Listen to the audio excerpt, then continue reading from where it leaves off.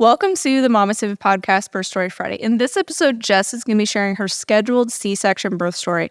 In her story, she was debating between whether she wanted to have a VBAC or a vaginal birth after C-section, or if she wanted to schedule a C-section for her second baby, and she ultimately chooses to have a scheduled C-section and found it to be a really empowering experience. Welcome to the MamasteFit podcast. This is Gina, perinatal fitness trainer and birth doula. And I'm Roxanne, labor and delivery nurse and student midwife. And this is the MamasteFit podcast, where we empower you on your prenatal fitness, birth, and postpartum return to fitness journey. Our podcast shares how to move throughout your pregnancy to stay strong and comfortable, because pain is not a requirement of pregnancy. Understand the science of birth and how to approach recovery after birth. We share our personal experience as mothers navigating this stage in our lives, plus our professional expertise as birth workers and fitness professionals. Our goal is to help you feel confident as you navigate the perinatal timeframe for an empowering pregnancy, positive birth, and postpartum journey. We are glad to have you with us on this journey and that you have chosen us to support you. Before we hear Jess's birth story, I want to share that my book, Training for Two, is now available for pre-order. Training for Two is all about how you can use your fitness throughout your pregnancy to help support a strong pregnancy, a pain-free pregnancy, and then also to help you prepare for birth. In the book, we also include some exercises that you can do to help support you if you're planning to have a cesarean birth, and there's some exercises to help support you in the early postpartum. You can grab Training for Two in the notes below, and the book comes out September 10th of 2024. Welcome to the MamasteFit podcast, Birth Story Friday. In this episode, we have Jess here, who is going to be sharing her birth story with us. So thank you so much for being here, Jess. Thank you for having me. I'm excited to talk to you all and just share my story and hopefully help other people. Awesome. So let's start with, how were you preparing during your pregnancy for birth? Like, what were you doing throughout your pregnancy? Did you take any special courses? Yeah, that's a great segue. I took y'all's course. I did the strength, I forget what it's called, but it's the strength course. It was the mini one because I knew that I could devote 10 to 15 minutes at a time to strength. And this is also my second pregnancy. I wanted to be a lot stronger than my first. And so I went into it knowing that, okay, these are my goals. I want to feel this way. I don't want to have pain here. And that's basically what I did, was a lot more strength and a lot more walking than my previous pregnancy. That's awesome. Where did you choose to give birth? Like, who did you choose as your provider throughout your birth? Did it change at all as you were navigating your pregnancy? We just moved. I live in Charlotte, North Carolina, and we just moved here a couple years ago. So I had to choose a different provider than with my first. I knew I wanted to work with an OB at kind of just like, a hospital rather than having a home birth or with a midwifery. I had complications with my first birth that ended up in an emergency section. And I knew that my body would be at risk for this birth. And so I knew I wanted to have a team and feel supported and, have the care that I felt like I would want and would need at the time of my birth. So I did end up picking a new OB because we moved and stayed with the same doctor the whole time. And unfortunately, he wasn't able to deliver our baby. I was so excited for him too, but as you all know, babies do what they want and they do come when they want. So yeah, it all worked out though. But he was a part of a team that you felt really supported by overall. Yes, definitely. I am joining, there's always these mom Facebook groups in whatever city you live in. And I scoured the group for OBs that specialized in repeat C-sections. And everyone had amazing things to say about this doctor. And so I chose him and felt like he listened to me. We talked about whether or not I wanted to do a VBAC or a repeat C-section, kind of like the entire pregnancy. And I didn't really meet any of the other people that would be in the room with me until I got to the hospital, and I felt really comfortable with them as well, luckily. So as far as team, it was a team of one doctor until I got to the hospital, and he was wonderful. That's awesome. So which did you decide that you wanted to pursue? Did you want to pursue a VBAC, or did you decide to have a repeat C-section? I decided to have a repeat C-section, probably up until maybe 20 weeks. I was really kind of waffling between the two because I didn't get to have the experience that I thought I was going to have with my first. With my first, I had a lot of bleeding. I think it's like ruptured varicose veins. So I had a lot of bleeding. They were able to suture me back up, but they said, hey, you can keep pushing, but you risk rupturing the sutures just from all the pressure. What do you want to do? And so it was kind of a split-second decision. My husband and I were like, C-section sounds like the best thing, but I was already kind of going in and out of consciousness because I was losing a lot of blood. And so I don't really remember that birth experience. And so part of me was thinking, well, if I try for a VBAC, maybe this time it'll be different. And I felt I'll admit I did feel some of that externalized pressure, on like social media. And when you hear people that have these amazing births that are not C-sections, you think like, okay, well, maybe I should, right? I like shoulded myself. Maybe I should do this because it can be this thing that I didn't get to have. But eventually I did end up deciding on the C-section because I didn't want to risk having the same experience again, right? Laboring vaginally only to have bleeding again and have this rushed C-section. And to answer your question, yes, I did end up deciding to go with the C-section, knowing that, okay, if this is going to be the best decision for me and my baby, then it is the right decision for me, even if I, am curious about what a different experience might be like. I think that's really amazing that you felt empowered to choose what worked best for you, because I do agree. I think there is a lot of that external pressure to have a VBAC, like this is what you're supposed to do after you have a C-section. And I don't hear quite as often of folks opting to have a scheduled cesarean to have a different experience. So I think that's really great that you felt empowered to choose that option instead.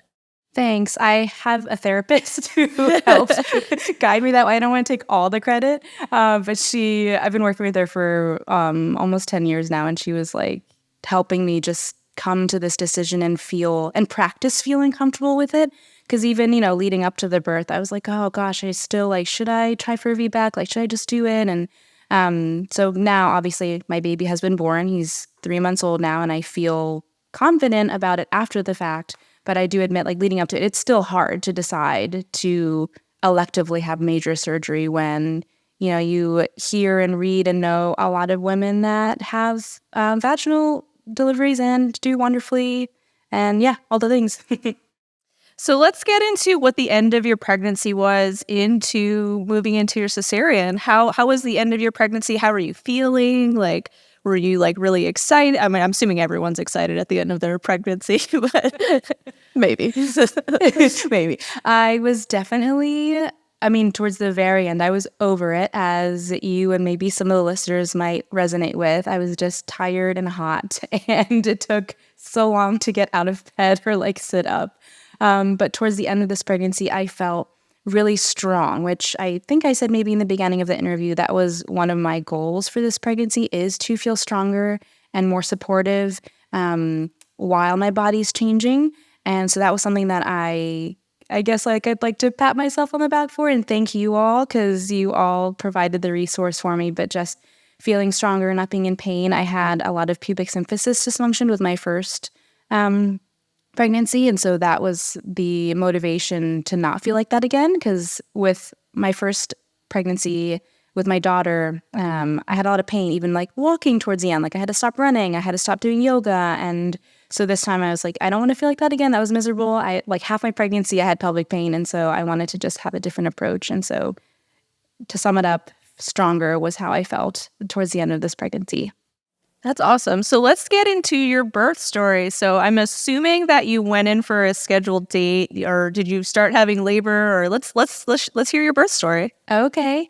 I did schedule. Obviously, had the C-section scheduled. I did not make it to the scheduled date. I went into labor like the night before, which is just ironic because we were like, oh, if you had just stayed in there for one more night, we would have been able to meet you been able to meet the doctor that I liked and that would have loved to meet you. But the week prior to the scheduled C-section, I went in for my last checkup, and I think I was 70% effaced and 4 centimeters dilated. Oh. So he was like, I don't know if you're going to make it through the weekend. There's a chance. And then after the fact, he was like, yeah, I didn't think you were going to make it through the weekend. But at the time, he was like, you might not make it. These are the doctors that are on call. You're in good hands. And like, every day that the baby stayed in, I would text my sister and be like, they're still in there. One more day, we could do it. But so the C-section was scheduled for a Monday. Sunday at like 3:00 in the morning. And even like that night going to bed, I just felt a lot more Braxton Hicks, and they felt like they were more timely, but it didn't feel like labor pains. Like I was able to like walk and like they would go away, but they were like almost timed. So I was like, you know what? I'm just going to take a shower. I like had an urge to take a shower, which maybe was timely. I was like, maybe I just feel like I need to be clean. And then I went to bed that night. And at 3:00 in the morning, I woke up to go to the bathroom, and then a gush of fluid came out, and I was like, this does not feel like urine or normal. So I went to wake up my husband, and we called the office, and I waited. I didn't realize this, like there are people on call, but like they don't speak to you right away at the hospital that we were at. So they're like, okay, we'll have a nurse call you in like 10 to 15 minutes. And I was like, oh, okay. Like, I hope I don't progress that much in that time. So I waited for a nurse to call. And given like my history with the bleeding and the previous emergency section, she was like, why don't you guys just come on in and we'll like get you prepped and get you ready for the C-section. So put on like a big overnight pad, woke up my husband and said, I think my water broke. I think we need to go in. Went downstairs to wake up my mom and her boyfriend, who were luckily already here to watch our 4-year-old. And my husband had the audacity to ask if he had time to shower and pack because he hadn't done any of those things. I said no, and then we got in the car. You missed your opportunity. You should have woke up at 3 a.m. Yeah, exactly. Or done this like earlier. Yeah, exactly. And then we got in the car and drove, and the rest of the experience was I feel very grateful. It was just very supported. It went really smoothly. Got admitted to the hospital, had a really friendly, like warm and welcoming team of nurses. The anesthesiologist who was going to be with me, I think he could tell I was nervous because, just like a big needle going into your spine. I was like, are you going to be my doctor this whole time? Just because he was like an older guy and looked established. He was very friendly. And he was like, yes, our team like only does OB. So we do this literally all day long, every single day, which made me feel a lot better. Then waited for the OB, who is not my OB, just to say hello and walk me through what was going to happen. I put, when you all reached out and asked for birth stories, then I shared a little bit about ours. One thing that we wanted to make sure we asked for this time, especially because I would be more conscious this go around, was just to have it be a little more personal, just because I didn't want it to feel very medical. So one of the things that we asked the OB before we were, admitted into the OR was just asked for like a little bit of a play-by-play. I didn't want all the like anatomical details, but just like, okay, I'm about to get the baby now. We asked for my husband to let us know what gender the baby was. And my husband wanted to cut the umbilical cord after they did the initial cutting, just to make it a little more special and just to make it a little more memorable, especially because the first time was just so sudden and so rushed. And so that, I think, also helped a lot to make it feel like, okay, I can own this birth. I can learn to be confident about the procedure that I chose or like the path that I chose, and hopefully not feel too much of that, guilt and even some shame about not choosing a VBAC. And it turned out to be beautiful. And we laughed because after our son was born, and we were in the recovery room, there were like 3 or 4 emergent cases that came in, and the OB was completely full. And so we were like, gosh, if you had showered, like we might not have been able to have this going experience. Thank God he didn't shower. I hope you took a shower after the fact. Like there's plenty of time for you to shower later. Yeah. No, exactly. Well, that's awesome. So how was postpartum for you in comparison this time? So your previous C-section was an emergency after like laboring. And how was the recovery after this one in comparison? Oh my gosh, it was a world of difference. I feel like I am recovering so much faster. I'm 14 weeks postpartum now. But with my first C-section, first I didn't know I was going to have a C-section. So I just wasn't prepared. Like I didn't know what to do afterwards. I didn't know how soon I should walk after. I didn't know when to start like scar desensitization and all those things. And so I felt like my recovery was a lot quicker this time because I went into it knowing, okay, day 1, I'm going to walk for like around the room. Day 2, maybe I'll like walk across the hall and then come back. And then again, thanks to y'all's guidance, I was able to start scar desensitization and like some really light breathing exercises, and even some gentle stretches once we got home from the hospital. And so I just felt like, and icing and all that stuff. So I feel like this time I was A, more prepared, and B, have been recovering faster because I have the tools and I've kind of gathered the resources that I know are out there, mainly your resources. Well, we're happy to support you throughout your pregnancy and in your postpartum. That's really exciting to hear. So how is postpartum going for you right now? Like pretty good at 14 weeks, like feeling more connected, more recovered? Yeah, I definitely feel more connected and more recovered. I'm still working through. So I also did your postpartum.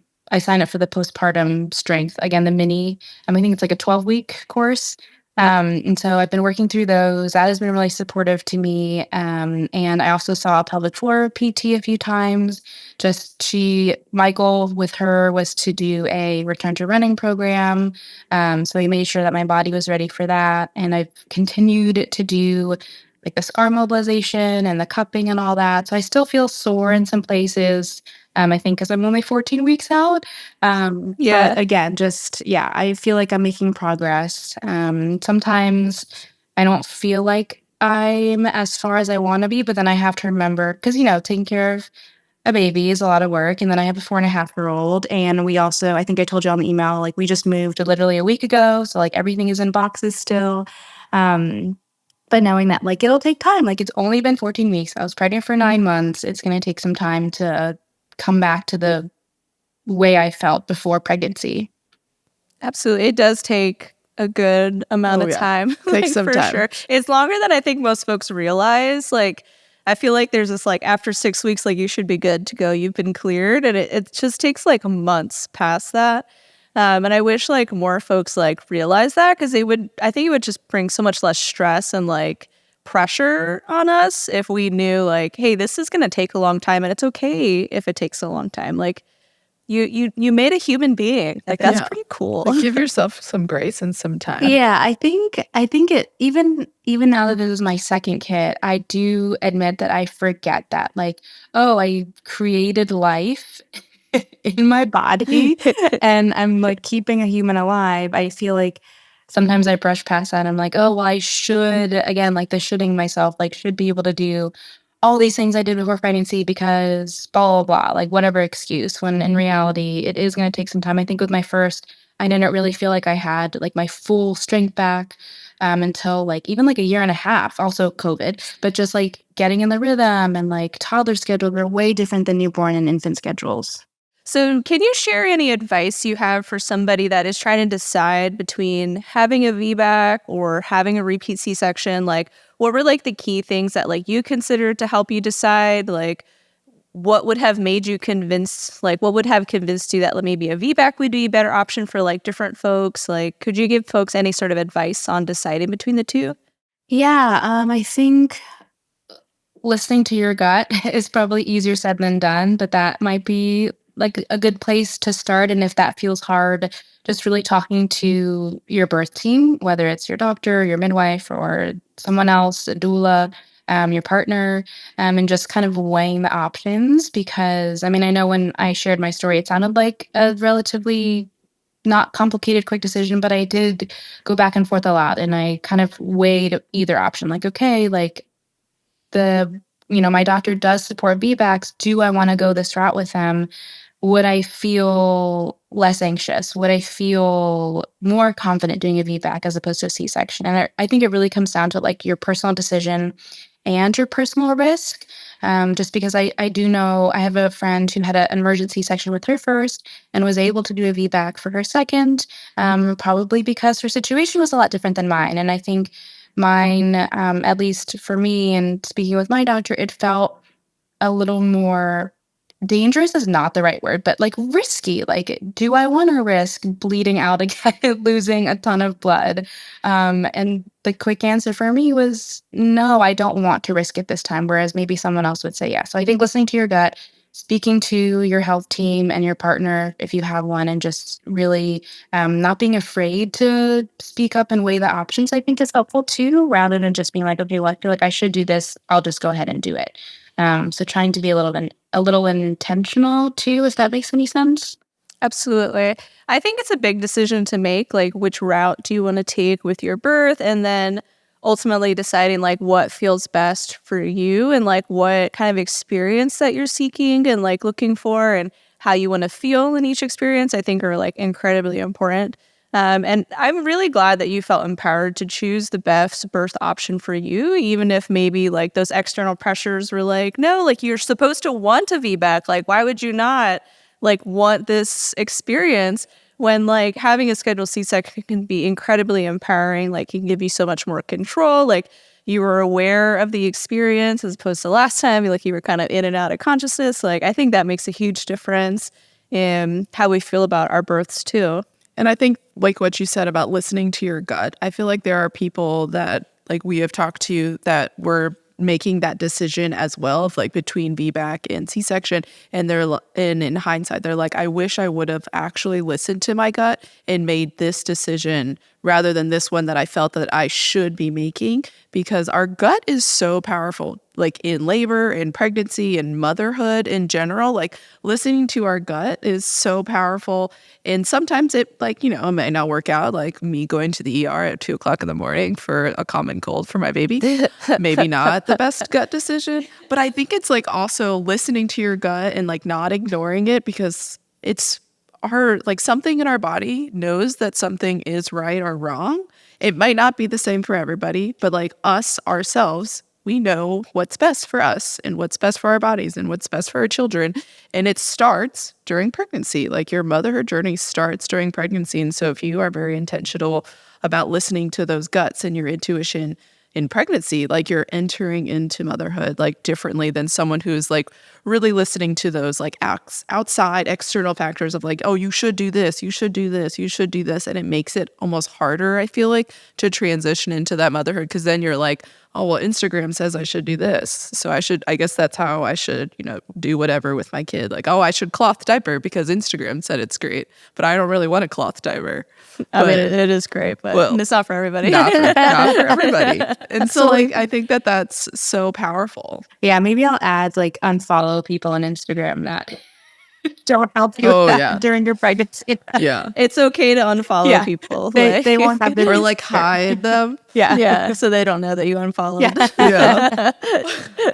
Exactly. Well, thank you so much, Jess, for coming on the podcast and sharing your birth story. It means a lot for us to know that we supported you throughout your pregnancy, that we're supporting you now in the postpartum, and that you took the time to come on the podcast to share your story. Thank you. Thanks for bearing with me, even through all my computer restarting moments. Oh, no worries. No worries. We appreciate you coming on. Thank you so much. Yeah, thanks, guys. Take care. Hi, my name is Kim, and I finished up the pre and postnatal certification by MamasteFit earlier this year, and I just wanted to say this was hands down the best course I've ever taken. I've taken my general certification, and it doesn't even compare to the level of detail and the amount of education and effort that went into this course. So I came out of it feeling extremely confident, really excited, and even built my own business to be able to coach pre and postnatal women. So I can't recommend it enough. Everyone is so nice. Gina is so quick to respond. And again, I highly recommend this course to anyone looking to become a coach for pre and postnatal women. If you find that you're having a cesarean birth, this may be an unexpected path for your birth, or maybe you're opting to have a scheduled C-section. And Jess was talking about some of the options that she had for her birth to help make it a more personalized and empowering experience, because it can feel very medical, like this is major surgery that is happening. And so one of the things that Jess talked about is having her team actually talk to her about what is happening, because some C-sections that I've been a part of, and you've been a part of more than I have because they don't normally let me back in the OR, is the provider will be kind of talking about like their weekend or like random things that have nothing to do with the birth because they're like, there's like a drape and they don't see the person that they're performing a birth on. And so it can be really helpful, though, for the provider to explain what's happening. Like, again, not anatomical detail, like, I am currently cutting through this layer of your skin. Like, hey, like, we can now see the uterus. Okay, we can see baby now. Like, baby's about to be born. So that can be like a really great way to feel a part of the experience, is to have your medical team like share what is happening with you during your birth. What other tips do you have for somebody that wants to make their C-section birth more personalized and like less medical? So it's really important to have this conversation with your birth team prior to, even if you know that you are planning for a vaginal birth or you're having that scheduled C-section, it's really important to still have this conversation, because if you're having a planned vaginal birth, anything can happen. And if you don't know what options you have for a C-section, you have no options. And it can be really stressful to feel like in the moment, if it does switch to a C-section, that you have to ask like, oh, well, maybe I want to ask, like, can I do delayed cord clamping? Can I do skin to skin? Like, how can I make this like more of a family-centered experience rather than this like medical procedure? So that's something that I recommend to my doula clients, is when we are figuring out their birth plan, is to also have a C-section plan, even if it's not their first option, and to discuss that C-section plan with their provider so that they have an idea of what options are available to them, in case like maybe some of the ones that I've been recommending are not the ones that their provider also offers. Like, maybe I don't know about something that they offer. Yeah. And then also kind of helps them figure out like, what do we have to advocate for in the moment if they want something specific for their birth and their provider says it's cool, but maybe it's not like standard like care or standard protocol in the hospital.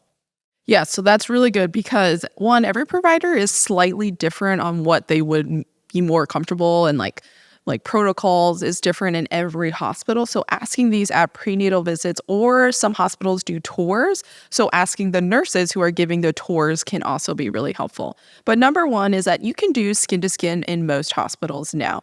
The definition of the skin to skin will be slightly different per hospital, whether it's like baby will go to the warmer, the pediatrician or the NICU team will like be like, yep, baby sounds good, and then give you baby. Or some hospitals now are even doing it like as soon as baby comes out, they like cut the cord and then place baby directly onto the chest. The one thing with the skin to skin is the temperature in the OR, and babies come out really wet. So they want to make sure that baby is going to stay warm the entire time that they're skin to skin. And because most ORs, the temperature is lower, they don't want to do skin to skin for as long, because there's a higher risk that one, babies come out very wet. And if they're not dried and warmed very quickly, or they don't raise that temperature in the OR during the procedure, it could lead to them having that lower temperature. So making sure that they like put enough blankets on you if they do put baby directly to skin, and that they dry baby really, really well. And that there's not a risk that because baby is wet that they're going to drop their temperature. Something else that can be helpful is to figure out what your plan B is for skin to skin. Because I know like for some of my clients, they feel really shaky and like nauseous, and they don't feel like safe holding their babies, even though they are like, we're helping them with it. But some of them just feel uncomfortable holding their babies after they have them. And so like having a plan for their partner to like be able to hold baby, or like figure out like who's going to hold the baby after the birth, can also be like a good option to start to figure out as well. One thing that I saw on Instagram, and I even tried out in my postpartum, was the Joey band. So it's this band that some hospitals have for all C-sections that they put down before you like go in for your C-section. And it does skin to skin where you're hands free. So like after the baby is born, they'll put baby onto your chest and then attach baby with this band. So you don't have to necessarily hold the baby while you're getting this, while they're like finishing up the C-section, and baby can be skin to skin. The band is one, keeping baby really warm. So one of our friends even used it during her C-section, and she thought it was really, really great. And then you can continue to use it postpartum. So that could be a question you can ask if you know you're having a scheduled C-section. Do they, one, use the Joey band? And if they don't, could you bring it in for them to use it if you're wanting to do skin to skin? Can be kind of cool. Some options that I've been seeing more on social media, I haven't actually seen it in person yet, is to have like a maternal assisted C-section delivery where like you scrub in and like kind of pull your baby out. Yeah. I had one client that was trying to advocate for it, but it was starting to become not quite an emergency, but like heading in that direction. And so the staff didn't feel comfortable like taking the time to like go through that whole process. And it was kind of like, if this was a scheduled C-section, this could have been something that we could have done, or if it was like a non-emergent time frame, like we could have explored this with you. But again, that could be something to explore as well, especially if you're wanting a scheduled C-section, if you want to do like maternal assisted, where essentially you scrub in and you're the one that pulls your baby from your belly. I don't think it's super common, but I think it's becoming more of an option for folks. It's definitely like, it doesn't hurt to ask all of these options, and the worst thing that they're going to say is no, and then you figure out something else. Another option that they can do in the OR that's similar to like the skin to skin is delayed cord clamping. That's one really common thing that people will say, like, oh, well, I'm having a cesarean, I can't do delayed cord clamping with my baby. And that's not necessarily true.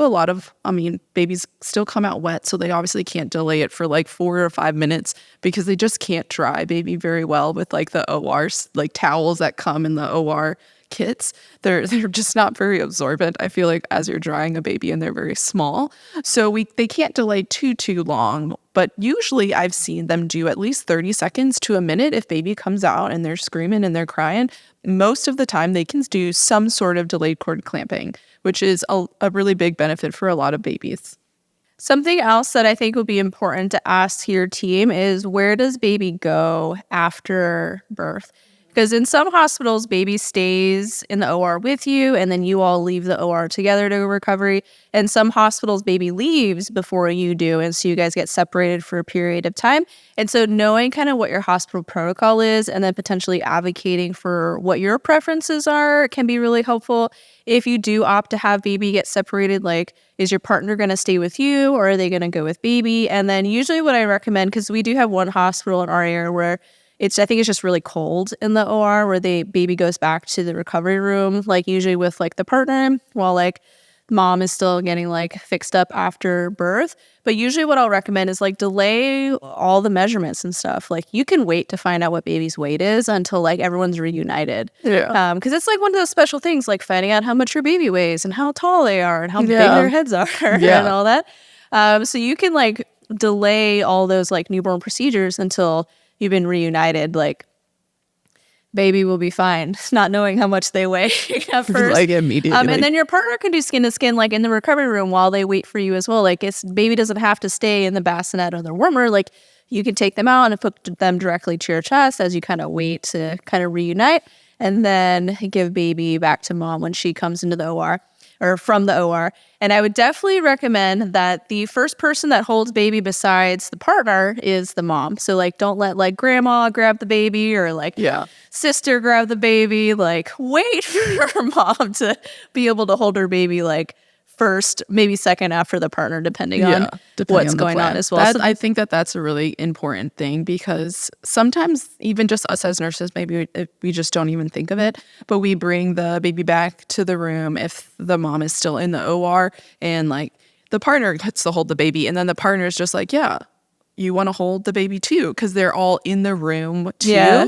But I think it's important to like have that discussion of like, I would like to be either the first or second person to hold my child that I just carried for 9 months and then birthed out of my body. It's just these little things that sometimes folks don't realize until like after the fact, and they're like, oh wow, that would have made it much more special for me to have been a part of this like really monumental experience. So as you are preparing for birth, whether you're planning to have a vaginal birth or a cesarean birth, it can still be super helpful to have like your contingency plans figured out. So if you're planning to have a spontaneous labor, what's your plan if you have to be induced? If you're planning to have a vaginal birth, like what's your plan if you have a C-section? And then vice versa. If you're planning to have a C-section, what's your plan if you go into labor and things progress very quickly? Like, well, what do you think you want to do in that situation? Because that does happen too. It happened to Jess. So it can be really helpful to figure out your contingency plans that you want for your birth and exploring those with your provider. Like my hope is that you've chosen a medical team to support you, that you trust to guide you through this experience, that also respects that you have autonomy and the ability to make your own decisions. But we don't have to make decisions in isolation. We don't have to plan for our birth in isolation.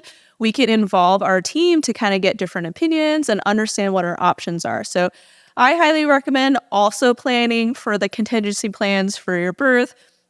Yes, we want to trust our bodies and trust our ability to give birth, but it's still good to have a plan, because the worst time to try to figure out what your options are is in the midst of an emergency or in the midst of like your plans changing and you're scrambling to figure out like, not only is this now a stressful situation, but now it's more stressful because you're trying to figure out like, can I have delayed cord clamping? Like, where does the baby go? Like after, like if you already understand, it can make that like potentially stressful moment a little bit less stressful, because you're like, all right, we have our plan, pull out the C-section plan. We've already discussed it with our provider. They know what our options are. And then also when you're planning for a C-section, discuss the difference between what does an emergency situation look like versus like a non-emergent situation, and how might that change my options as well? Because sometimes it is a little bit different. So thank you so much for listening to the MamasteFit podcast. We hope that you enjoy listening to Jess's birth story, which is probably a little bit different than most of the after C-section birth stories. I feel like a lot of them are like very VBAC focused, but I think it is helpful to also hear the other side of the story of folks that do decide to have a scheduled C-section as well. So if you want more support throughout your pregnancy, you can join our online prenatal fitness programs. Jess did our prenatal mini program, which the workouts are 15 to 20 minutes long. There's strength training exercises throughout your pregnancy to help you stay strong, pain-free. Jess was able to avoid pelvic pain during her pregnancy. I would like to think it was because of our programming, but maybe it was just her. I think it was us. But we also have longer workouts too. If you're wanting to work out in a gym, you have a little bit more time to dedicate to your workouts. We do have our full-length workouts. And if you prefer to watch a video, we do have our prenatal on-demand programs as well, where they're full-length workout videos that you can follow and work out with at the same time. And all of the programs offer the same things, just in different formats, where there's strength training, there's pelvic stability training and core exercises, plus all that birth preparation work as well. And if you're looking for an online childbirth education to help prepare for birth, check out our online childbirth education, which goes over the science of labor and birth to take away some of the mystery that surrounds it to make it less scary. We find that when you understand what's actually happening in your body, it makes it a little bit easier to kind of like go through and navigate and less scary. We also incorporate birth options for both vaginal and C-section birth, as well as things your partners can do to help support you during your labor and birth. Now, if you are planning to have a cesarean birth, or you're listening to the story and you've had a C-section, we do have some C-section support options in the postpartum as well. We have our C-section scar mobilization course that's taught by physical therapist Casey Backus. Casey is a 2-time C-section mom, and she's kind of sharing all of her personal experience navigating recovery after cesarean, plus her professional expertise as a PT. And we have our C-section recovery fitness programs as well, which integrates lots of exercises that we've figured out with Casey that really help you reconnect after birth. So you can check out all of those options on our website at MamasteFit.com. A lot of these options are bundled together to help you save more, and you can use code STORY10 to save an additional 10% off.